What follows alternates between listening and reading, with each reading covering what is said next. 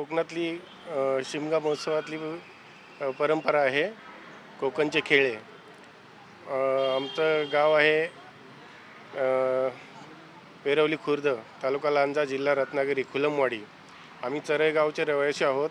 आमच्या वडिलोपार्जित परंपरा ही आपण जपून ठेवलेली आहे. ती आपण मुंबईत ही जपण्याचा प्रयत्न करत आहोत. आमच्या कोकणामध्ये पण हा महोत्सव होतो, म्हणजे होळी शिमगा. हा शिमगा म्हणजे मोठा सण असतो.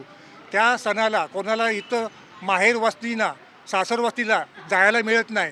त्यामुळे त्या काही सासर वस्ती माहेर वस्ती इथं येऊन ह्या होळीची ओटी भरतात, तिची पूजा करतात आणि आपल्याला काही जे पाहिजे, काय चुकीमाकी झाली असेल तर क्षमा कर, मुलाबाळांना सांभाळून ठेव असं आपलं मान्य करतात.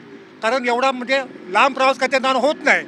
त्याच्यामुळे ज्या सासर वस्ती माहेर वस्ती आहेत त्यांना ही पारंपरिक त्यांना माहिती पाहिजे.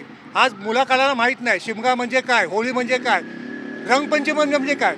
रंगपंचमी म्हणजे जो पंचमीचा सण असतो, पंचमी. त्या पंचमीला गावाची पालखी देवळात जाते, त्या टायमाला ती पंचमी होते, ती रंगपंचमी. आता मुंबईमध्ये काय होते, आज होळी लागली की उद्या रंगपंचमी हा सण साजरा केला जातो.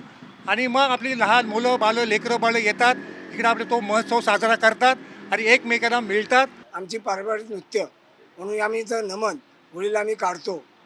पूर्वीपासूनच्या आमच्या वाडवाड्यांनी चालवलेली प्रथा आहे ते आम्ही चालू ठेवली आहे.